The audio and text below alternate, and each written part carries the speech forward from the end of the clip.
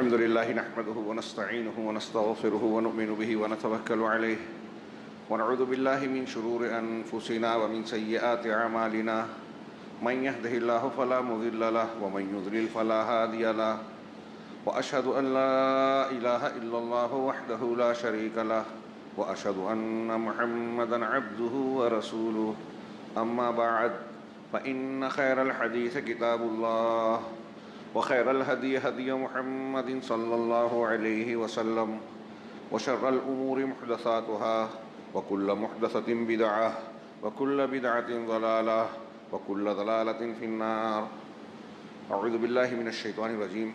بسم الله الرحمن الرحيم.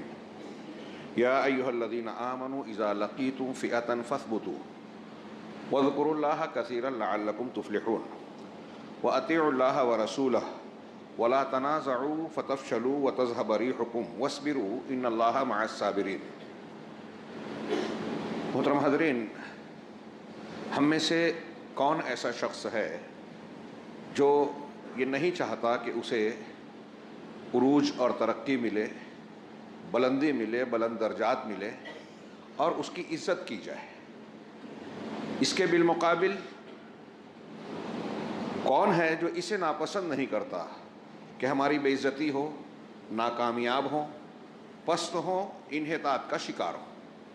انفرادی اور اجتماعی طور پر، یعنی ہم ذاتی طور سے بے عزت کیے جائیں، ہم ناکامیاب ہوتے جائیں، یہ بھی انسان کو پسند نہیں ہے، اور اجتماعی طور پر بے عزتی اور بدنامی ہو، اسے بھی کوئی گوارا نہیں کرتا. لیکن آج ہم مسلمانوں کے حالات دیکھیں تو ہم انفرادی سطح سے لے کر اجتماعی سطح تک، گھر سے لے کر عالمی پیمانے تک بے عزتیاں، بدنامیاں، رسوائیاں جھیل رہے ہیں. اللہ رب العالمین نے ہمیں جو دین دیا، یہ سب سے بہتر دین، ہمارے پیغمبر سید المرسلین، امت خیر امت، کس بنیاد پر؟ اس دین کی بنیاد پر جو سب سے کامل اور سب سے بہتر دین کے طور پر ہم کو دیا گیا. اس دین نے ترقی عروج کے سارے اسباب ہمیں بیان کیے. اللہ رب العالمین نے مثال کے طور پہ سیدنا ابراہیم علیہ السلام کا جب وہ قصہ اور واقعہ بیان کیا، جس میں انہوں نے قوم کو سمجھانے کے لیے یہ کہا، ستارے کو دیکھ کر یہ میرا رب ہے، ڈوب گیا تو کہا ڈوبنے والوں کو میں پسند نہیں کرتا، پھر چاند، پھر سورج، پوری ایک مناظرے کی شکل ہے سمجھانے کے لیے. اور پھر اس کے بعد نتیجے کی بات کہہ کے یہ کہا کہ یہ چاند، سورج، ستارے جس کی مخلوق ہیں، جس کے تابع فرمان ہیں، باتیں مان رہے ہیں، یہ جس کی مان رہے ہیں وہ خالق و مالک ہے، وہ الوہیت کا حقدار ہے، میں اسی کی طرف رخ کرتا ہوں. اور پھر اس کے بعد ایک سوال ہے کہ بتائیے کہ تم شرک کرتے ہو، اللہ سے نہیں ڈرتے، میں ان سے کیوں ڈروں جن کو تم شریک ٹھہراتے ہو اللہ کا، جبکہ وہ شریک ہے بھی نہیں. تو ای الفریقین احق بالامن ان کنتم تعلمون، ہم دونوں میں کون سا فریق امن اور بچاؤ کے زیادہ لائق ہے؟ غور کرو اگر تم کو سمجھ میں آتا ہو. ہاں، تو آگے اللہ رب العالمین نے ان پوری باتوں کا ذکر کرنے کے بعد کہا وَتِلْكَ حُجَّتُنَا آتَيْنَاهَا إِبْرَاهِيمَ عَلَىٰ قَوْمِهِ. یہ حجت تھی، یہ دلیل تھی بہت کھلی ہوئی، جو ہم نے سیدنا ابراہیم کو، حضرت ابراہیم علیہ السلام کو ان کی قوم کے مقابلے میں دی. انتہائی ذہانت کی باتیں، مدلل باتیں، ایسی بات کہ اگر انصاف پسند آدمی سنے تو انکار نہیں کر سکتا. ایسی دلیلیں ہم نے دی. اور پھر آگے فرمایا کہ نرفع درجات من نشاء، ہم جس کے درجے کو چاہتے ہیں بلند کرتے ہیں. اللہ کس کو چاہتا ہے؟ اللہ کے چاہنے سے صرف نہیں بلکہ ہماری اپنی چاہت سے بھی ہوتا ہے. ہم چاہیں گے تو اللہ چاہے گا، ہمارے اندر خواہش اور درد ہوگا، کوشش ہوگی تو اللہ کی توفیق ہوگی. اللہ کا ارشاد ہے والذین جاہدوا فینا لنہدینہم سبلنا، جو لوگ ہمارے راستے میں، ہمارے بارے میں مجاہدہ کرتے ہیں، کوشش، محنت کرتے ہیں، ہم ان کو اپنے راستے کی رہنمائی ضرور کریں گے. ہم کوشش کریں تو اللہ رہنمائی کرے گا، یہ قرآن کہہ رہا ہے. اور اللہ جسے چاہتا ہے بلندیاں عطا کرتا ہے. ہماری چاہت اور کوشش پہلے ہونی چاہیے. ہم گھر میں بیٹھے ہوں، اپنے خواہشات نفس کی پیروی کرتے رہیں، بلندی اور ترقی کے راستے کو اختیار نہ کریں، بے عزتی اور بدنامی کے راستے سے اپنے آپ کو نہ بچائیں تو گھر میں بیٹھے بیٹھے روزی نہیں ملتی. آپ کہیں دعا کریں اللہ رزق دے، آپ کہیں اللہ بچہ دے اور آپ شادی ہی نہ کریں تو اولاد نہیں ملے گی. یہاں اللہ نے ہر چیز کے لیے سبب مقرر کیا، راستہ بتایا ہے کہ آپ یہ چاہتے ہیں تو اس راستے پر چلنا ہوگا. جنت آخرت کی چاہیے تو دنیا کی جنت کی جستجو کیجئے، محنت کیجئے، اس کے لیے قربانی دیجئے. اور جب ایسا ہوگا تو اللہ رب العالمین کا یہ طریقہ ہے کہ جو چاہتا ہے کہ ہم نیک بنے، اچھے بنے، اللہ کے مقرب ہوں، اللہ اسے توفیق دیتا ہے. نرفع درجات من نشاء. ٹھیک ایسا ہی جملہ جیسے حضرت ابراہیم کے لیے اللہ نے کہا کہ ذکر کے بعد، ایسے ہی حضرت یوسف علیہ الصلاۃ والسلام کے بارے میں بھی کہا. کب؟ اس وقت جب ان کے اپنے بھائی کو انہیں اپنے پاس روکنا تھا. واقعہ آپ جانتے ہیں کہ سوتیلے بھائیوں کے ساتھ حقیقی بھائی کو بلوایا جب وہ اناج لینے آئے قحط کے زمانے میں، اور جب دوبارہ آئے اصلی بھائی کو لائے تو اس وقت یوسف علیہ الصلاۃ والسلام نے اپنی پہچان اور شناخت بھائیوں کو بتائی نہیں تھی. وہ جانتے نہیں تھے کہ یہ یوسف ہی ہے. ہاں، اب اپنے سگے بھائی کو اپنے پاس روکنا چاہتے تھے. قرآن نے کہا ما کان لیأخذ اخاه فی دین الملک. بادشاہ کے قانون کے مطابق وہ اپنے بھائی کو روک نہیں سکتے تھے. چنانچہ انہوں نے ایک تدبیر کی کہ بادشاہ کا ایک برتن ان کے سامان میں، اپنے سگے بھائی کے سامان میں رکھا، پیک ہو گیا. اس کے بعد اعلان ہوا کہ اے قافلے والو تم چور ہو. تو پوچھا کہ ہم چور نہیں ہیں، زمین میں فساد کرنے نہیں آئے. بھائیوں نے کہا نہیں، بادشاہ کا ایک قیمتی برتن غائب ہے. اور جب انہوں نے کہا کہ نہیں ہم نے چوری نہیں کی، کہا ٹھیک ہے اگر چوری کی ہوگی تو کیا؟ کہا جس کے سامان میں وہ برتن نکلے گا وہی اس کا بدلہ ہوگا، اسے آپ اپنے پاس رکھ سکتے ہیں. قرآن نے کہا کہ پھر ان برتنوں کی، ان کے زنبیل کی جو تھیلے تھے، اناج کے جو بورے تھے، اس کو کھولنا شروع کیا. اپنے سگے بھائی سے پہلے سب کا تھیلا کھولا گیا اور آخر میں ان کا کھولا گیا، جن کے بارے میں بنیامین کہتے ہیں ان کا نام. اس میں برتن نکلا. ہاں، اور پھر واقعے کا یہاں مقصود نہیں ہے، آگے کا ذکر کرنا مقصود ہے کہ بنیامین کو روکا جانے لگا، انہوں نے منع کیا، لیکن حضرت یوسف نے کہا ہم ظلم نہیں کرتے. یہ ایک ہیلا تھا. ہیلا اس وقت تک جائز ہے جب تک شریعت کی مخالفت نہ ہو، کسی کو دھوکہ نہ دیا جائے.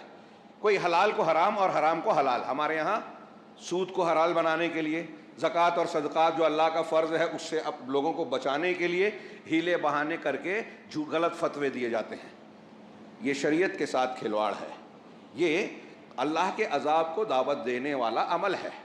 یہاں حضرت یوسف علیہ الصلاۃ والسلام نے جو ہیلا کیا، اس کی تعریف اللہ نے کی. دنیاوی بات تھی، دین کی نہیں تھی. لیکن اس کا تذکرہ کرنے کے بعد اللہ نے کہا کہ نرفع درجات من نشاء وفوق کل ذی علم علیم، کہ ہم جس کے درجے کو چاہتے ہیں درجات کو بلند کرتے ہیں، اور ہر علم والے کے اوپر ایک علم والا ہوتا ہے. کوئی عالم یہ نہ سمجھے کہ میں ہی بہت قابل ہوں، اس سے بڑے بڑے علماء ہیں. کچھ لوگوں نے کہا آیت کا معنی یہ ہے کہ کوئی اپنے آپ کو کچھ علم ہو جانے سے بہت بڑا، بے نظیر اور سب سے بڑا عالم نہ سمجھے. ہر عالم کے اوپر اللہ رب العالمین ہے جس نے پوری کائنات کو علم بانٹا ہے. ہاں، علم الانسان ما لم یعلم، انسان کو وہ باتیں سکھائی جو وہ نہیں جانتا. یہاں آپ دیکھ رہے ہیں کہ اللہ تعالیٰ نے حضرت یوسف علیہ الصلاۃ والسلام کی اس تدبیر کے بعد رفع درجات کا ذکر کیا. علماء نے ان دونوں آیتوں کو بتایا کہ حضرت ابراہیم نے دین کی بات بیان کی، توحید کا سبق دیا قوم کو، اور بہترین دلیل دی. اس دلیل کے اور مناظرے کے بعد اللہ نے کہا کہ ہم درجات بلند کرتے ہیں. یہ علم دین کی فضیلت ہے کہ علم دین حاصل کرو گے تو اللہ درجات بلند کرتا ہے. حضرت یوسف علیہ الصلاۃ والسلام دین اور دنیا دونوں کے جامع تھے. انبیاء بھی سب کے سب ایسے ہی ہوتے تھے. تو دین کے علم کے ساتھ یوسف علیہ الصلاۃ والسلام نے جو تدبیر کی، دنیاوی فائدے کے اعتبار سے عقل اور شعور کا استعمال کیا.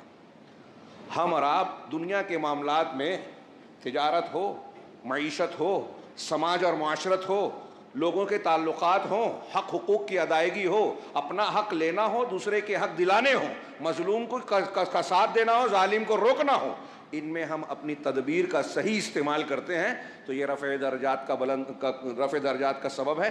حضرت یوسف علیہ الصلاۃ والسلام کے ایسے ہی عمل پر اللہ نے کہا کہ ہم جس کے چاہتے ہیں درجات کو بلند کرتے ہیں. میں اختصار کے ساتھ یہ کہنا چاہتا ہوں کہ ہم اگر ترقی کرنا چاہتے ہیں، بدنامی، بے عزتی سے بچ کر عزت چاہتے ہیں، ہمیں مارا جا رہا ہے، حملہ کیا جا رہا ہے، پوری قوم کو کہیں کہیں گھیر لیا گیا، وہاں تو حملے ہو رہے ہیں گھیر کر فوج اور جہاز کے ساتھ، جیسے غزہ میں ہم دیکھ رہے ہیں۔ ہم اور آپ بھی گھرے ہوئے ہیں، سازشوں کے گھیرے میں ہیں۔ ہمارے بچے، ہماری خواتین، کوئی مرتد ہو رہا ہے، کوئی دین سے دور ہو رہا ہے، کوئی جو ہے گرفتار ہو رہا ہے، کوئی آپس کے جھگڑوں کا شکار ہے۔ مختلف قسم کے عذاب ہیں، پریشانیاں ہیں، بے عزتی کے اسباب ہیں جنہوں نے ہم کو گھیر رکھا ہے، ہم کو شکار بنا رہے ہیں دشمنوں کا۔ شیاطین الانس والجن ہم سے کھیل رہے ہیں، ہمارے ایمان کو وہ ضائع کر رہے ہیں۔ ان سے بچنے کے لیے دو بنیادی چیزیں، ترقی اور کامیابی کے لیے، دنیا کی ترقی کامیابی، آخرت کی کامیابی، ان دونوں کے لیے جو دو بنیادی چیزیں ضروری ہے وہ ہے علم اور اخلاق۔ علم سے مراد خالی خلی علم نہیں میرا، علم میں علم دین ضروری ہے، جس کا جاننا ضروری ہے۔ دنیا کے مفید علوم کی بھی ضرورت ہے، لیکن وہ نہ ہو تو بھی چل جائے گا۔ دین کا ضروری علم نہ ہو تو نہیں چلے گا۔ آپ عقیدہ نہیں جانتے، اللہ کے پاس نہیں کہہ سکتے قرآن میں کہہ دیا گیا کہ مجھے معلوم نہیں تھا، یا میں نے باپ دادا کی، فلاں بزرگ کی تقلید کی، تو کسی کی تقلید کر کے آپ عقیدے میں نہیں بچ سکتے۔ یہ مقلدین کے یہاں بھی مسلک ہے کہ عقیدے میں تقلید جائز نہیں ہے، لکھ لیجئے، سمجھ لیجئے۔ ایک ہی موقع ہے ہمارا زندگی میں، تو علم اور اخلاق۔ ہمارے یہاں ترقی کا مطلب یہ سمجھا جاتا ہے، آج مادہ پرست جو جیسے دنیا کی کافر قومیں ہیں، بہت سے مسلمان بھی ہو گئے، کہ پیسہ ہے، دولت ہے، اونچی نوکری ہے، عہدہ ہے، تو ہم کو بلندی مل رہی ہے، ہم بلند مقام اور ترقی والے ہیں، عزت والے ہیں، ایسا سمجھتے ہیں لوگ۔ لیکن یہ ایک ترقی کا ایک عنصر ہو سکتا ہے، یہ ترقی نہیں ہے اگر ایک آدمی وزیر اعظم بن جائے، صدر جمہوریہ بن جائے، لیکن قوم کے لوگ کہیں کہ یہ جھوٹا ہے، جملے بازی صرف کرتا ہے، دھوکہ دیتا ہے، قوم کو فائدہ پہنچانے کے نام پر صرف لوٹ مار مچا رکھا ہے، تو اس کو عہدوں کے باوجود کہیں گے عزت والا نہیں ہے، اونچائی پر نہیں ہے، وہ ذلیل ہے۔ ہاں، فرعون بہت اونچا تھا اپنے زمانے کے اعتبار سے، اپنے آپ کو رب اعلیٰ کہا، آج دنیا میں اس کو کس طرح یاد کیا جاتا ہے؟ صرف مسلمان ہی نہیں، سارے آسمانی مذہب کے ماننے والے کیا کہتے ہیں اس کو؟ ابو جہل کو کوئی ذکر خیر سے یاد کرتا ہے؟ سوال ہی نہیں پیدا ہوتا۔ تو تھوڑی دیر کے لیے ظاہر میں سامنے کے لوگ غلط لوگوں کی چاپلوسی کریں، ارد گرد کے لوگ کہیں کہ آپ بہت اچھے ہیں، بہت بڑے ہیں، بہت اچھا کام کر رہے ہیں، لیکن حقیقت میں وہ اچھا اگر نہیں ہے، بد اخلاق ہے، ظالم ہے، تو وہ بے عزت ہونے والا ہے۔ یہ اللہ کا قانون ہے، اللہ ان کے درجات کو بلند کرتا ہے، عزت اور وقار ان کے لیے، وَلِلَّهِ الْعِزَّةُ وَلِرَسُولِهِ وَلِلْمُؤْمِنِينَ، عزت اللہ کے لیے ہے اور اللہ کے حکم سے رسول کے لیے، مومنین کے لیے۔ لیکن منافقین جانتے نہیں، جو اسلام مسلمان ہونے کا ڈھونگ رچاتے ہیں، منافقین کے بارے میں کہہ رہا ہوں، اس کی ایک تشریح کے طور پر کہہ رہا ہوں، ڈھونگ تو رچا رہے ہیں، مسلمان ہیں وہ نہیں، اندر سے نہیں ہے، اسلام کو مانتے نہیں، یہ سمجھتے نہیں ہیں، وہ سمجھتے ہیں دنیا داری میں عزت ہے، ہاں، درباری بن جائیں، چاپلوسی کریں تو عزت ملے گی۔ نہیں، عزت کا راستہ علم ہے، علم صحیح اور عمل صالح۔ علم صحیح میں ہدایت آ گئی اور عمل صالح شریعت کی پابندی۔ اس کو جو اختیار کرے گا، اس کو بظاہر دنیا حسد کرے، مخالفت کرے، رکاوٹ ڈالے، کو عزت اور بلندی پر جانے سے کوئی روک نہیں سکتا۔ حضرت موسیٰ علیہ السلام بنی اسرائیل کے فرد تھے، جب ولادت ہوئی تو فرعون کے حکم کے مطابق بچوں کو اس سال قتل کیا جا رہا تھا، قتل ہو جانا چاہیے تھا، اللہ نے بچایا، اللہ نے بچایا، محل میں پہنچایا۔ ان کے غلطی سے ایک قتل ہوا، مدین چلے گئے، ہاں، بچ کر گئے، مدین پہنچے، ہاں، تھکے ہارے سفر، لمبے سفر سے آئے، دو عورتیں اپنی بکریوں کے ساتھ کھڑی تھیں، انتظار کر رہی تھی کہ مرد حضرات پانی پلا دیں اپنے ریوڑ کو تو ہم پھر پلائیں۔ حضرت موسیٰ علیہ السلام نے پوچھا، کہا ایسا معاملہ ہے، خود جا کے پانی سینچا، نکالا، تھکے ہیں، ہارے ہیں، ہاں، اور لمبے سفر سے آئے ہیں، پوری بکریوں کو پانی پلایا، کوئی معاوضہ نہیں مانگا کہ میں نے ایسا کیا ہے تو کچھ دیجیے، ہاں، خیر کا کام کیا۔ انبیاء کی یہ شان ہوتی ہے، مومن کو ایسا ہی ہونا چاہیے، بے غرض لوگوں کے کام آئے، انہوں نے کر دیا۔ اب آپ سوچئے دنیاوی اعتبار سے سیدنا موسیٰ علیہ السلام کے پاس اس وقت کیا اسباب تھے جس سے اپنے معاملات کو درست کرتے؟ درخت کے نیچے بیٹھے، قرآن نے کہا، سورہ قصص پڑھیے، توحید کی کتنی شاندار دلیل، کیسی زبردست دلیل، بندگی کا کیسا اظہار. ابھی نبوت نہیں ملی لیکن نبوت، ایک نبی اللہ کی نگرانی میں اپنے وقت گزارتا ہے اور پورے معاملات چل رہے ہیں اللہ کی نگرانی میں.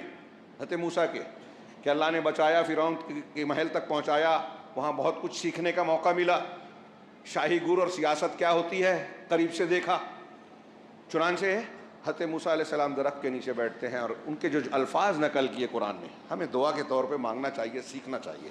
رب انی لما انزلت الی من خیر فقیر، کہ پروردگار تو جو بھی خیر میری طرف نازل کرے، جو بھی بھلائی خیر ضرورت کو پورا کرنے والی چیز خیر میں آ گئی سب، میں اس کا محتاج ہوں، فقیر ہوں. موسیٰ علیہ السلام کا کیا مقام ہے، اللہ سے مانگ رہے ہیں. آج ہمارے یہاں قرآن پڑھنے والے، اپنے آپ کو مسلمان کہنے والے، باباؤں، بزرگوں، پیروں، ولیوں، نبیوں سے مانگ رہے ہیں، اللہ کا در چھوڑ کر یہاں وہاں جھک رہے ہیں. ہاں، ایسی ایسی الٹی سیدھی چیزیں، قرآن پڑھتے ہی نہیں، سمجھتے ہی نہیں. اور ان کے گرد میں جو اصحاب جب و دستار ہیں وہ بھی دکانیں چلا رہے ہیں شرک کی. ہاں، اللہ رب العالمین کے یہ پیغمبر اولاد مانگ رہے ہیں اللہ سے. حضرت ابراہیم، حضرت زکریہ پڑھیے، عزت مانگ رہے ہیں، خیر مانگ رہے ہیں اللہ سے. اس کا مطلب اللہ سے مانگ رہے ہیں، خود کے پاس طاقت نہیں ہے نا، محتاج ہیں. حضرت موسیٰ کہہ رہے ہیں میں محتاج ہوں. اللہ نے پھر فوراً ایک عورت جن کو پانی پلایا تھا ان میں سے ایک آئی، اپنے گھر لے گئی. پھر کیا معاملہ ہوا، 10 سال وہاں نکاح ہو گیا، ٹھکانہ مل گیا.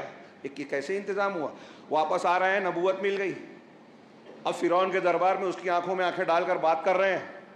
فرعون نے بہت کہا، سوچا نیچا دکھا دوں، جادوگروں سے ہرانے کی کوشش کی، جادوگروں نے معجزہ دیکھا، مسلمان ہو گئے. جو دبانا چاہ رہے ہیں نبیوں کو، یہ سبق ہے. آپ کے، ہمارے یا کسی فرعون کے دبانے سے کوئی موسیٰ دب نہیں پاتا، بلکہ وہ جب ڈبانے گیا تو خود ڈوب گیا. حضرت یوسف علیہ السلام کی سورہ یوسف دیکھیے. بھائیوں نے حسد کیا کہ ابا ہم سے زیادہ اس سے محبت کرتے ہیں، اس کو ٹھکانے لگانا چاہیے. احسن القصص کا ہے، پڑھنا چاہیے، بچوں کو پڑھانا چاہیے. ہمارے پرانے دور میں بزرگ جو ہے گھر میں بچوں کو واقعات سناتے تھے، سچے واقعات اللہ کے، انبیاء کے، اور پھر اس کے بعد صحابہ کرام کے. بہت ضروری ہے تربیت کے لیے. لکھ لیجئے جو میں کہہ رہا ہوں. یہ اس کے بالمقابل جو موبائل آ گیا ہے، موبائل ہمارے بچوں کو بگاڑ رہے ہیں، مرتد بنا رہے ہیں. ہاں، کارٹون میں، ٹی وی سیریل میں پوجا پاٹ دکھائی جاتی ہے، بزرگ دکھائی جاتی ہے، اسلام کے نام پہ مزار دکھایا جاتا ہے، تعزیہ دکھایا جاتا ہے. آپ کیا سمجھتے ہیں کہ اس کا کوئی اثر نہیں پڑتا؟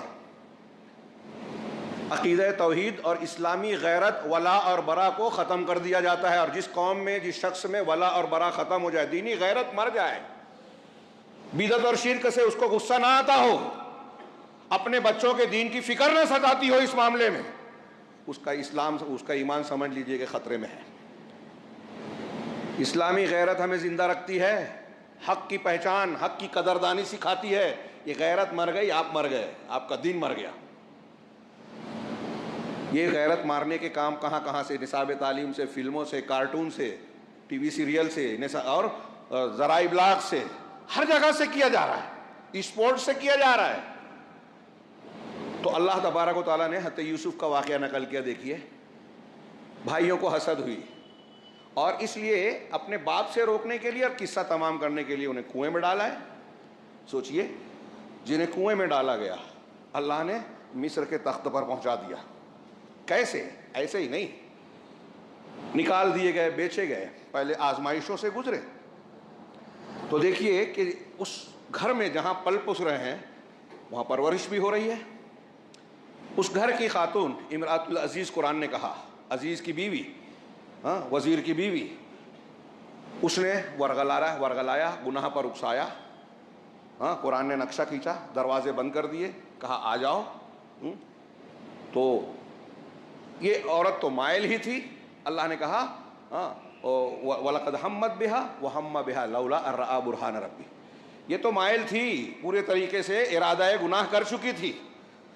یوسف بھی کر بیٹھتے اگر اپنے رب کی برہان نہ دیکھتے. نبی انسان ہوتے ہیں، خواہشات ان کو بھی ہوتی ہے. حضرت یوسف کے بارے میں قرآن کیا کہہ رہا ہے کہ اگر اللہ کی برہان، دلیل نہ دیکھی ہوتی تو یوسف علیہ السلام بھی مائل ہو جاتے. ہوئے نہیں. کیوں؟ اس کا مطلب یہ نہیں کہ خواہش نہیں تھی، ایسا کر سکتے تھے، نہیں کیا۔ برہان رب ہمارے سامنے بھی ہے کہ اللہ نے منع کیا، حرام کیا۔ یوسف علیہ السلام کو موقع تھا، دعوت گناہ تھی، نہیں کیا، ہاں بچ گئے۔ اس کے بعد اس نے زبردستی کرنا چاہی تو دروازے پر جو ہے اس کا شوہر اور دوسرے آ گئے، اس نے انہی پر الزام لگا دیا حضرت یوسف پر۔ ہاں گھر کے گواہ نے گواہی دی، غور کیجئے، یہاں بدنام ہو سکتے تھے، بے عزت ہو سکتے تھے۔ اور حضرت یوسف کو جب دعوت بھی ملی تو انہوں نے کہا کہ معاذ اللہ، ان ربی کیا ہے، انہ قد احسن مثواہ، کیا ہے، میرے رب نے، مالک نے میرے ساتھ اچھا سلوک کیا ہے، ٹھکانہ دیا ہے، میں ایسا گناہ نہیں کر سکتا کہ نہ غیر حاضری میں کسی کی خیانت کروں، اپنے مالک کی خیانت کروں جس کے گھر میں رہتا ہوں۔ ایک مومن کا کردار ہونا چاہیے۔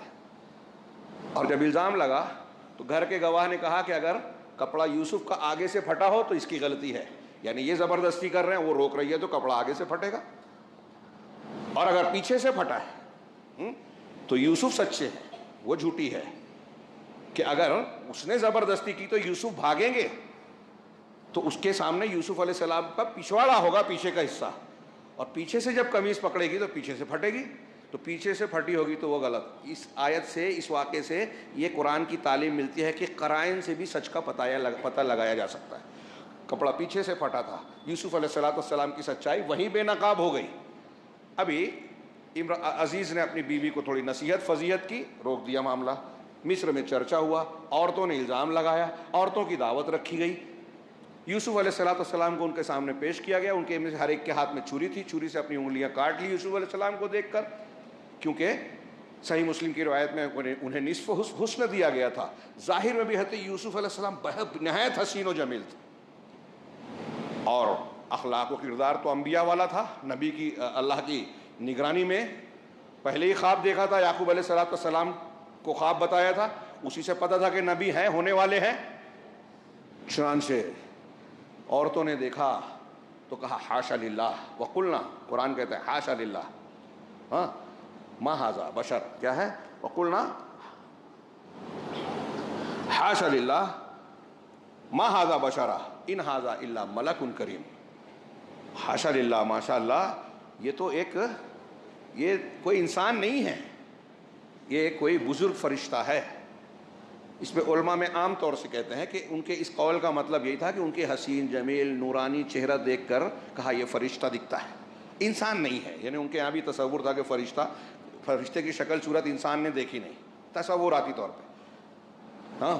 اور ساتھ ساتھ مولانا آزاد کہتے ہیں کہ وہ کہہ رہی ہیں کہ ملکن کریم، حضرت یوسف اگرچہ ظاہری طور پہ حسین و جمیل تھے، لیکن خواتین یہ کہہ رہی ہیں، خواتین مصر کے، وہ ملک کریم ہے، معزز اور بزرگ فرشتہ ہیں، اس کا مطلب بااخلاق با کردار، ان عورتوں کی طرف بری نگاہ سے دیکھ بھی نہیں رہے، وہ چاہ رہی ہیں کہ ہماری طرف مائل ہو۔ گویا آزاد معاشرہ تھا آج کے امریکہ اور یورپ کی طرح، امریکہ اور یورپ کی طرح، کہ عزیز مصر پر تو الزام لگا رہی ہے، لیکن خود جب دیکھا تو ان کے اوپر مائل ہو گئی، ان کی طرف مائل ہو گئی، اور عزیز مصر کا کہ یہی وہ شخص ہے جس کے بارے میں تم مجھے برا بھلا کہہ رہی تھی، دیکھو تم نے دیکھ کر خود بھی اپنے آپ کو قابو میں نہیں رکھا۔ تو مولانا آزاد کہتے ہیں، دوسرے لوگ بھی یہ کہتے ہیں کہ حضرت یوسف علیہ السلام ظاہری حسن کے ساتھ اخلاقی حسن کے حامل تھے، اسی لیے کہا کہ یہ ملک ہیں، فرشتہ ہیں۔ یہاں بھی انہوں نے کہا کہ میں اس گناہ کی طرف نہیں جاؤں گا، اور پھر دھمکی دی کہ اگر یہ ہماری بات مانے گا نہیں عزیز مصر کی بیوی نے، تو اس کو قید خانے میں، جیل میں جانا پڑے گا۔ حضرت یوسف کا جملہ قرآن میں دیکھیے، رب السجن احب الی مما یدعوننی الیہ، کہ پروردگار قید خانہ میرے لیے زیادہ پسندیدہ ہے اس گناہ سے جس کی طرف یہ مجھے دعوت دے رہی ہے۔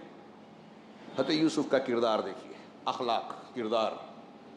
پھر اس کے بعد جو ہے جیل چلے گئے، جیل میں جانے کے بعد دو ساتھی بھی ساتھ میں گئے۔ قرآن نے ان کا تذکرہ کرتے ہوئے کہا کہ انہوں نے، ان میں سے ایک نے، دونوں نے خواب بتایا اور خواب کی تعبیر پوچھی۔ خواب اور تعبیر، موقع نہیں ہے، وقت یوں ہی زیادہ ہو رہا ہے، سے صرف مقصود کی بات، بہت سارے ہدایات، دلچسپ مسائل اس میں آتے ہیں، ہمیں مطالعہ اور غور کرتے رہنا چاہیے۔ ابھی صرف مقصد کی، موضوع کی بات کہ حضرت یوسف علیہ السلام سے جب انہوں نے التجا کی تو آپ نے کہا کہ میں کھانا آنے سے پہلے تم کو تمہارے خواب کی تعبیر تو بتا دوں گا، اس سے پہلے میری بات سن لو۔ دیکھیے موقع کا انتظار ایک مومن بندے کو ہونا چاہیے کہ اپنے دین ایمان دعوت کی بات کہاں رکھنا ہے۔ قید خانے میں حضرت یوسف اور دعوت کا کام کر رہے ہیں۔ یا صاحب السجن ارباب متفرقون، پوری تقریر کا ایک حصہ میں پڑھ رہا ہوں کہ میں اپنے باپ دادا کا دین جو ابراہیم اسحاق اور یعقوب کا ہے اس پر چلتا ہوں، ان اتبعت ملت آبائی۔ اور اسی ضمن میں کہا یا صاحب السجن، اے میرے قید کے دونوں ساتھیوں، ارباب متفرقون خیر ام اللہ الواحد القہار، کیا یہ الگ الگ بنائے ہوئے رب جو ہیں یہ بہتر ہیں کہ سب کو آپ خوش کر ہی نہیں سکتے؟ کئی ہو تو نہیں ہیں، یہاں ہندوستان میں تو کروڑوں میں مانے جاتے ہیں، تو کیا یہ بہتر ہے ام اللہ الواحد القہار، یا ایک اللہ جو سب پر تسلط اور غلبہ رکھتا ہے؟ ان ہی الا اسماء سمیتموها انتم وآباؤکم ما انزل اللہ بہا من سلطان، یہ تو بس کچھ نام ہیں جو تم نے اور تمہارے آباء و اجداد نے رکھ چھوڑے ہیں کہ یہ غوث ہیں، یہ غریب نواز ہیں، یہ فلاں ہیں، یہ فلاں ہیں، یہ تم نے نام رکھے ہیں۔ ما انزل اللہ بہا من سلطان، اللہ نے اس کی کوئی دلیل نہیں اتاری، اللہ نے نہیں کہا، رسول نے نہیں بتایا۔ تو یہ تقریر کی حضرت یوسف علیہ السلام توحید کی۔ اس مطالبے کے وقت قید خانے کے دونوں ساتھیوں نے جب سوال کیا تو اس میں سوال کے آخر میں دیکھیے کہ حضرت یوسف سے ہی اپنے خواب کی تعبیر کیوں پوچھی جبکہ قیدی ہیں؟ ان کا جو جملہ تھا کہ انا نراک من المحسنین، ہم آپ کو محسنین میں سے دیکھتے ہیں۔ اس سے پتہ چلا کہ حضرت یوسف قید خانے میں رہتے ہوئے بھی ایسے کردار کے حامل تھے کہ قیدی لوگوں کو بھی آپ کے کردار کا لوہا ماننا پڑا۔ احسان کرنے والے ہیں، اچھائی کرنے والے ہیں، آپ کے اندر خوبیاں ہیں، یہ کون مان رہا ہے؟ قیدی ساتھی کہہ رہے ہیں۔ یہاں بھی دیکھیے حضرت یوسف علیہ السلام قید خانے میں، پھر اس کے بعد خواب کی تعبیر پوری ہوئی، ایک کو پھانسی ہوئی، ایک بادشاہ کا مصاحب بنا، بادشاہ نے خواب دیکھا، اپنے خاص لوگوں سے تعبیر پوچھی، سب لوگوں نے کہا کہ اس کی کوئی تعبیر نہیں ہے، ہم جانتے بھی نہیں، اور یہ خواب پریشان لگتا ہے۔ جو مصاحب بنا تھا حضرت یوسف کا ساتھی کہتا ہے کہ میں آپ لوگوں کو تعبیر بتاتا ہوں، بھاگا دوڑا آیا، یوسف ایھا صدیق کہہ کے پکارا، ڈائریکٹ خواب بیان کیا۔ حضرت یوسف نے اس کو تانا نہیں دیا کہ میں نے کہا تھا کہ تم اپنے مالک کے پاس میرا ذکر کرنا، نبی کا یہ طریقہ نہیں ہوتا، مومن کا نہیں ہوتا تانے دینا۔ براہ راست انہوں نے خواب سنا، تعبیر بتائی کہ قحط پڑنے والا ہے، 7 سال بارش ہوگی، پھر 7 سال قحط پڑے گا، اس کے بعد پھر بارش ہوگی، قحط والے زمانے کا تم جو ہے اناج وغیرہ غلہ روک لینا۔ بادشاہ کو جب یہ تعبیر معلوم ہوئی تو اس نے کیا کہا؟ ائتونی استخلصہ لنفسی، کہ اسے میرے پاس لاؤ، میں اسے اپنے لیے خالص کر لوں گا، منتخب کر لوں گا، مشیر خاص بنا لوں گا۔ دیکھ رہے ہیں کہ بادشاہ بلا رہا ہے، کس بنیاد پر؟ خواب کی صحیح تعبیر بتائی۔ ابھی بلا رہے ہیں، بلانے سے پہلے جیسے ہی ان کو بتایا گیا تو کہا کہ یوسف کے بارے میں ان کو بولو، بلا کے لائے۔ تو حضرت یوسف علیہ السلام کو جب بلانے گئے فوراً دوڑ کے نہیں آ گئے۔ اللہ کے نبی صلی اللہ علیہ وسلم کی ایک حدیث میں کہتے ہیں کہ اللہ یوسف پر رحم کرے، کتنا صبر تھا، کیسے ان کے اندر جذبہ تھا۔ اتنے سالوں قید میں رہنے کے بعد اگر بادشاہ نے بلوایا ہے تو فوراً جاتے، ایک انسان جائے گا؟ انہوں نے کہا نہیں، میں ایسے نہیں آؤں گا، پہلے ان عورتوں سے بلا کے معاملے کی تحقیق کیجئے جن کے الزام میں یہاں جیل میں اندر ہوں، مجھے قید کیا گیا۔ غور کیجئے، کردار کی صفائی کروا رہے ہیں۔ جیل میں تھے، ریکارڈ میں بن جاتا، ابھی بولتے ہیں نا کہ وہ تڑی پار تھا، وہ پھلاں تھا، آج یہاں بیٹھا ہے، یہ بدنامی کا داغ، وہ کسی کو دبا دے، دھلے گا تو نہیں۔ لیکن اگر جھوٹے الزام میں کوئی ہے، یہ بھی سوچنا چاہیے کہ ہمارے تعلق سے، نبی کے تعلق سے کتنے سالوں تک لوگ غلط خبریں پھیلا کے رکھے ہیں۔ آج ہمارے ہاں مسلمانوں یا ہم میں سے کسی کے بارے میں خبریں پھیلاتے ہیں، لوگ تحقیق نہیں کرتے، مان لیتے ہیں، سچائی کی طرف جاتے بھی نہیں ہیں۔ تو حضرت یوسف نے کہا کہ ان عورتوں کو بلایا جائے۔ بادشاہ نے معاملہ معلوم کیا، امراۃ العزیز کے ساتھ عورتوں کو بلایا گیا، کہا حقیقت حال کیا ہے بتاؤ، قرآن پڑھیے۔ پوچھا عزیز مصر کی بیوی سے تو کہا الآن حصحص الحق، اب ایسا ہے کہ حق کھل گیا ہے، نتھر گیا ہے۔ تو آگے اس نے کہا الآن حصحص الحق انا راودتہ عن نفسہ، ان کو ان کے جی کے خلاف میں نے ہی اکسایا تھا، گناہ پر میں نے ہی بھڑکانے کی کوشش کی تھی۔ وَإِنَّهُ لَمِنَ الصَّادِقِينَ، وہ سچا ہے۔ یوسف علیہ السلام بے گناہ ہیں، سچ بول رہے ہیں، انہوں نے کوئی گناہ نہیں کیا، پھر بھی کئی سال، کچھ لوگ کہتے ہیں 8 سال جیل میں رہے، سچے ہوتے۔ آج ہمارے کتنے بے گناہ لوگ ہیں، لیکن ان کا کردار، ان کا ایمان حضرت یوسف کی طرح نہیں ہے کہ اس طرح اللہ رب العالمین بے نقاب کر دے۔ پھر بھی ہوتے ہیں 10 سال بعد 20 سال بعد کورٹ کہتی ہے کہ کوئی ثبوت نہیں ہے، رہا کر دیا گیا۔ تو حضرت یوسف علیہ السلام کے بارے میں وہ عورت خود گواہی دے رہی ہے جو الزام لگا رہی تھی کہ وہ سچے ہیں، اور پھر اس نے کہا، یا کچھ لوگ کہتے ہیں حضرت یوسف کا یہ پورا معاملہ کیوں کیا، لِيَعْلَمَ ذَلِكَ لِيَعْلَمَ أَنِّي لَمْ أَخُنْهُ بِالْغَيْبِ، یہ اس لیے میں نے کیا۔ حضرت یوسف کا قول زیادہ سمجھ میں آتا ہے، علامہ ابن کثیر کہتے ہیں امرات العزیز کا قول ہے، ہاں، کہ میں نے اس لیے کیا تاکہ میرے مالک یعنی امرات العزیز جو عزیز ہے اسے پتہ چل جائے کہ میں نے اس کے پیٹھ پیچھے غیر موجودگی میں خیانت نہیں کی، اور اللہ تبارک و تعالیٰ خائنین بد کردار لوگوں کو کی چال کو کامیاب نہیں کرتا۔ اب ہاں آخری بات کہہ رہا ہوں، یہ آیت دیکھیے، حضرت یوسف علیہ السلام کے بارے میں بادشاہ نے جب یہ سنا، ایک طرف خواب کی تعبیر سے پتہ چلا کہ علم والے ہیں، احسان و شعور والے ہیں، گہری نظر رکھتے ہیں، اور دوسری طرف اس گواہی اور معاملے سے پتہ چلا کہ وہ پاک دامن ہیں، ان کا کردار بہت اونچا ہے، نیک انسان ہے۔ بلایا تو قرآن نے کہا وقال الملک ائتونی بہ، بادشاہ نے کہا کہ اسے میرے پاس لاؤ، استخلصہ لنفسی، انہیں اپنے لیے میں خالص کر لوں گا، منتخب کر لوں گا، مشیر خال بنا لوں گا۔ فلما کلمہ، پھر جب ان سے بات چیت کی، فلما کلمہ، جب ان سے بات چیت کی، قال انک اليوم لدینا مکین امین، تو کہا کہ آج تم ہمارے پاس، ہمارے نزدیک مکین ہو، مکین باعزت ہو۔ عزت کیسے ملتی ہے، یہاں سے ہم نے شروعات کی تھی۔ حضرت یوسف کہاں تھے؟ کنویں میں پھینکے گئے تھے۔ اب بادشاہ وقت کہہ رہا ہے مصر کا کہ آج آپ ہمارے پاس باعزت ہو، باوقار ہو، مکان اور مرتبے والے ہو، امین ہو، امانت دار ہو، بقابل اعتماد ہو، آپ کو ذمہ داریاں سونپی جا سکتی ہے۔ ہاں تو کہا، حضرت یوسف نے کہا قال اجعلنی علی خزائن الارض انی حفیظ علیم، کہ اگر ایسا ہی ہے تو ٹھیک ہے، آپ مجھے خزائن الارض، زمین سے نکلنے والی چیزوں کے خزانے پر مامور کر دیجئے۔ خزانہ اس چیز کو کہتے ہیں جہاں کوئی چیز جمع کی جائے، آج ہمارے ہاں کسی مال کو جہاں رکھا جاتا ہے اس کو گودام کہتے ہیں۔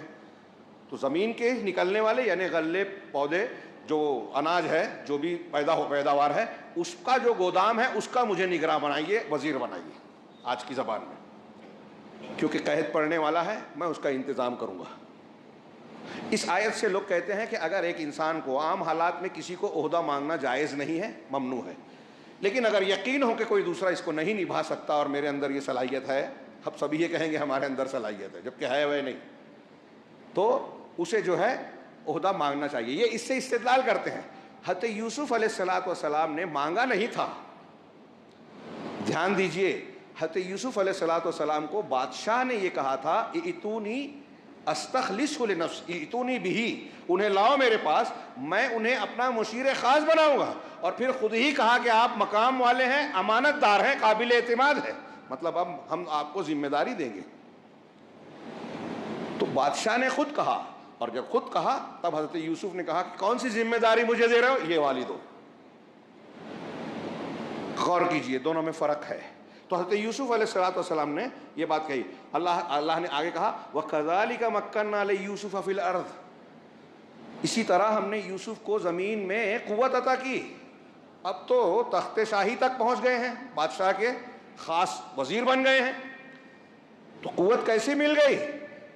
کسی کے ساتھ چاہتے تو کوئی بھی فیصلہ کروا دیتے، بھائیوں کے ساتھ چاہتے تو انتقامی کارروائی کر سکتے تھے، نہیں کی۔ ہاں، جنہوں نے کنویں میں ڈالا تھا کہ ختم ہو جائیں، اللہ تعالیٰ نے انہیں کہاں پہنچایا۔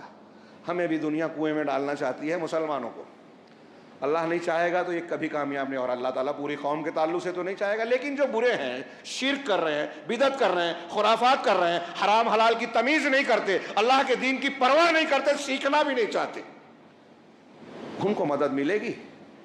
ان پر تو غزہ کی طرح گھیراؤ ہوگا، ہماری طرح گھیر کے کہیں گھر توڑا جائے گا، کہیں قید کیے جائیں گے، کہیں ہماری معیشت کو تباہ کیا جائے گا، کھانے پینے پر پابندی لگے گی جیسا کہ یہاں لگ رہی ہے۔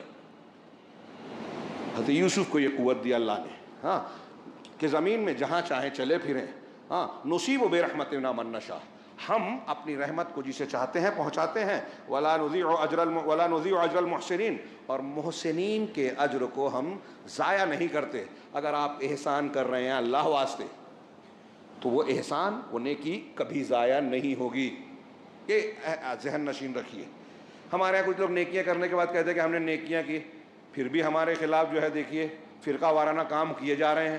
کورونا میں ہم نے ہندوؤں کی مدد کی، فلاں کی مدد کی، وہ نیکیاں کبھی ضائع نہیں ہوتی، اور امید اللہ سے رکھنا چاہیے، بندوں سے نہیں۔ ہاں، چنانچہ یہ محسنین کا یہ نتیجہ، اس پورے واقعے کے بعد وقت زیادہ ہو چکا ہے، اس لیے نتیجے کی بات، اللہ تبارک و تعالیٰ نے جب حضرت یوسف کے بھائیوں نے پہچان لیا، شرمندہ ہوئے، ہاں، معافی مانگی، تو یوسف نے اللہ کے احسان کا ذکر کیا کہ اللہ نے مجھے یہ مقام دیا۔ حضرت یعقوب وغیرہ کے آنے کے بعد ساری باتوں کا ذکر کیا کہ مجھے اللہ نے قید خانے سے نکالا، یہ کیا کہ یہ نہیں کہا کہ مجھے جو ہے کنویں سے نکالا۔ باریک اخلاقی بات ہے جو ہمارے لوگوں کی سمجھ میں نہیں آئے گی۔ ہم کسی کو تانا دینا، پچھلی برائی کا حوالہ دینا کمال سمجھتے ہیں۔ یہ تو نے ایسا کیا تھا نا، میں بھولا نہیں ہوں، بات بات میں ذکر کرتے ہیں، ہاں ہاں تو ایسا کیا تھا۔ حضرت یوسف نے اپنے بھائیوں سے یہ نہیں کہا کہ تم لوگوں نے مجھے کنویں میں پھینکا تھا، یہ آپ کا اخلاق تھا، بلکہ اس کے بالمقابل ان کو معافی دی۔ لا تثریب علیکم اليوم، آج تم پر کوئی دباؤ اور پکڑ نہیں ہے۔ ہاں، کتنی بڑی بات ہے، سوچئے کہ آسان بات نہیں ہے، یہ احسان کرنے والوں کا کردار ہوتا ہے۔ حضرت یوسف کے واقعے کے آخر میں اللہ تعالیٰ نے آخر میں یہ کہا، اِنَّهُ مَن يَتَّقِ وَيَصْبِرْ فَإِنَّ اللَّهَ لَا يُضِيعُ أَجْرَ الْمُحْسِنِينَ، یقیناً جو تقوی اختیار کرتا ہے اور صبر کرتا ہے تو اللہ تعالیٰ محسنین کے اجر کو ضائع نہیں کرتا۔ محسنین اللہ کے ساتھ احسان عبادت میں ہوتا ہے کہ تم ایسے عبادت کرو کہ اللہ کو دیکھ رہے ہو یا اللہ آپ کو دیکھ رہا ہے۔ اللہ کے ساتھ عبادات کا یہ احسان ہے، ہمیشہ یاد رکھو کہ اللہ ہمیں دیکھ رہا ہے۔ چھپ کے موبائل پر اگر ہم کوئی گندی چیز دیکھ رہے ہیں تو اللہ کی نگاہ سے، علم سے چھپے ہوئے نہیں ہیں۔ کوئی گناہ کر رہے ہیں، خیانت کر رہے ہیں، زنا کر رہے ہیں، ناجائز تعلقات استوار کر رہے ہیں، کسی کا مال چوری کر رہے ہیں، خیانت کر رہے ہیں، پک پھنی مار رہے ہیں، دودھ میں پانی ملا رہے ہیں، بے ایمانی کر رہے ہیں، اللہ سے نہیں چھپے گا۔ ہاں، تقوی اختیار کیجیے، اور تقوی شریعت پر عمل، اور صبر جو مصیبت تکلیف دین کے راستے میں، اچھائی کے راستے میں آ رہی ہے، وہاں اپنے آپ پر کنٹرول۔ تو ایسے آدمی کا اجر ضائع نہیں ہوتا، ایسا آدمی بے عزت نہیں ہو سکتا۔ کوئی کنویں میں ڈالے، بھائی حسد کریں، رکاوٹ ڈالیں، قتل کرنا چاہیں، ہاں کہ اس کو مار دیا جائے، ڈبو دیا جائے، ڈبا نہیں سکتے، کنویں میں ڈال نہیں سکتے، کنویں میں ڈال دیا تو مار نہیں سکتے اگر اللہ رب العالمین نے بچانا چاہا۔ اور اللہ کب چاہے گا، رفع درجات کیسے دے گا، عزت اور کامیابی کب دے گا، جب ایمان ہوگا، تقوی ہوگا، شریعت پر عمل ہوگا۔ اور شریعت پر عمل کب ہوگا، جب ہم اسے سیکھیں گے، علم حاصل کریں گے۔ بادشاہت ملتی ہے تو دو صلاحیتیں ہیں، ظاہری طور سے بھی اور علمی طور سے۔ طالوت کو بادشاہ بنانے کا بنی اسرائیل نے کہا تھا ہمارے اوپر کسی کو بادشاہ بناؤ، اللہ نے طالوت کو بنایا، اور وجہ بتائی، زادہ بسطۃ فی العلم والجسم، کہ ان کو علم اور جسم میں اللہ تبارک و تعالیٰ نے کشادگی دی تھی، علم میں بھی کشادگی اور جسم میں بھی کشادگی۔ یہ ترقی کا راستہ ہے، صحت بنائیں جسمانی، اور علم حاصل کریں، اور علم میں دنیا کے مفید علوم سے پہلے ان کے ساتھ ساتھ قرآن حدیث کا علم۔ یہ چند باتیں میں نے اس تناظر میں کی کہ عزت و کامیابی کیسے ملتی ہے۔ اصل جو میں نے آیت پڑھی تھی یہ غزوہ بدر، سورۃ الانفال کی وہ آیت جو غزوہ بدر کے تناظر میں تھی، یا ایھا الذین آمنوا اذا لقیتم فئۃ فاصبروا، اے ایمان والو جب تم کسی گروہ سے تمہارا مقابلہ ہو تو جم جاؤ، واذکروا اللہ کثیرا لعلکم تفلحون، اور اللہ تبارک و تعالیٰ کا خوب ذکر کرو تاکہ تم کامیاب ہو جاؤ۔ ان آیتوں پہ مجھے بولنا تھا، صرف ترجمہ کر کے بات کو ختم کرتا ہوں کہ اللہ تبارک و تعالیٰ نے ارشاد فرمایا کہ تم جب مقابلہ ہو تو جم جاؤ، یہ تمہارا اپنا عمل ہے، اور اللہ کا خوب ذکر کرو۔ ایک ہے جمنا، ایک ہے اللہ کا ذکر کرنا۔ پھر آگے کہا ہاں تاکہ کامیاب ہو جاؤ، کامیابی کے لیے یہ دونوں چیزیں ضروری ہے، اور اللہ اور اس کے رسول کی اطاعت کرو، وَأَطِیعُوا اللَّهَ وَرَسُولَهُ وَلَا تَنَازَعُوا، اور آپس میں جھگڑو نہیں۔ فتفشلوا کہ تم کمزور ہو جاؤ، وتذهب ريحكم تمہاری ہوا اکھڑ جائے، واصبروا اور صبر کرو، ان اللہ مع الصابرین اللہ صبر کرنے والوں کے ساتھ ہے۔ میں ان آیتوں کے تناظر میں غزوہ بدر کو بھی جوڑنا چاہتا تھا کہ اللہ سے ایک طرف طاقت کے ساتھ جو کچھ میسر تھی، رسول اللہ صلی اللہ علیہ وسلم بیٹھ جائیے ادھر، بیٹھ جائیے، اللہ رسول اللہ صلی اللہ علیہ وسلم نے ایک طرف جو ہے دعا مانگی، استستغیثون ربکم، جب تم اپنے رب سے فریاد کر رہے تھے، اپنے رب سے فریاد دعا مانگی، اللہ نے دعا کو قبول کیا، فرشتوں کو بھیجا، اور آگے آیتوں میں پڑھا کہ تمہاری فریاد کو قبول کرنے اللہ نے بارش برسائی، تمہارے دل کے جو ہے گھبراہٹ کو، خوف کو دور کر دیا، اور پانی اس لیے بارش اس لیے برسائی کہ تم غسل کر لو، طہارت ہو جاؤ، شیطان کی گندگی جو بوجھل پن ہے وہ ختم ہو جائے اور تمہارے دل کو مضبوط کر دے، وَلِيَرْبِطَ عَلَىٰ قُلُوبِكُمْ وَيُثَبِّتَ بِهِ الْأَقْدَامَ، تمہارے دل مضبوط ہو جائیں، حوصلے ہو، اور زمین میں تمہارا جو بھسبھسی زمین ہے وہ جم جائے، تمہارے قدم جم جائیں۔ قوت یہ ہے، ایک تو یہ کہ آپ کے قدم جمیں، بہادری یہ نہیں ہے کہ آپ صرف انتقام لے لیں، کسی کو غصہ بتائیں، کسی کے ساتھ زیادتی کریں، مار ٹھوک کریں، بلکہ اس سے پہلے بہادری یہ ہے کہ اپنے دل پر کنٹرول ہو، حوصلے مضبوط ہو، آپ غصے پر کنٹرول رکھیں۔ اسی لیے غصے پر کنٹرول کرنے والے کو اللہ کے رسول نے کہا کہ وہ پہلوان ہے، بہادر ہے، طاقتور ہے، قوت والے کو صرف نہیں کہا۔ تو اللہ تعالیٰ نے، میں یہاں یہ کہنا چاہ رہا ہوں کہ ظاہری قوت کے ساتھ ساتھ دل کی قوت ضروری ہے، اور میں ان آیتوں کے تناظر میں خاص طور سے اس بات پر فوکس کرنا چاہتا تھا جو کسی اور موقع پر انشاءاللہ بیان کروں گا، کہ قوت جیسے اس آیت میں جو آگے کہا گیا کہ اختلاف نہ کرو، جماعت اختیار کرو، اب ہم میں سے ایک شخص جو ہے یہ نہیں کر سکتا کہ پوری جماعت کو جوڑ لے، لیکن یہ تو کر سکتا ہے کہ اپنے آپ کو جماعت میں اختلاف کرنے والا نہ بنائے۔ تو میں یہ کہوں گا کہ ان آیتوں سے ہم اگر عزت کامیابی چاہتے ہیں تو کم سے کم اتنا سبق تو مسلمان سیکھیں کہ دوسروں کو نہیں تو کم سے کم اپنے آپ کو قرآن حدیث کے مطابق بنا لیں، اندر کی ظاہری قوت کے ساتھ دل کی قوت، ایمان، تقوی، صبر، یہ اپنے اندر پیدا کریں۔ لیکن ہمارے یہاں جب ترقی کی بات ہوتی ہے، بے عزتی کا معاملہ ہوتا ہے تو بے عزتی کا الزام دوسروں پر ڈالتے ہیں، اور ترقی کی بات ہوتی ہے تو اپنے آپ کو چھوڑ کر دوسروں کی اصلاح کی بات کرتے ہیں۔ اللہ رب العالمین سے دعا ہے کہ وہ ہمیں دین کو سمجھنے اور خود پہلے اس پر عمل کرنے کی توفیق عطا فرمائے، تاکہ جب ہم خود عمل کریں تو اس کا اثر ہمارے بچوں پر، ہمارے گھر پر، ہمارے ارد گرد پر بھی پڑے گا۔ رب العالمین سے دعا ہے کہ دنیا اور آخرت کی خیر حاصل کرنے کا ہمیں حقدار بنائے اور ہر قسم کے فتنے اور عذاب سے محفوظ رکھے۔ اقول قولی ھذا واستغفر اللہ لي ولكم المسلمین وصلی اللہ علی نبینا محمد۔ بارک اللہ لنا ولکم فی القرآن المجید ونفعنا وإیاکم بالآیات والذکر الحکیم، انہ تعالی جواد کریم ملک بر غفور رحیم۔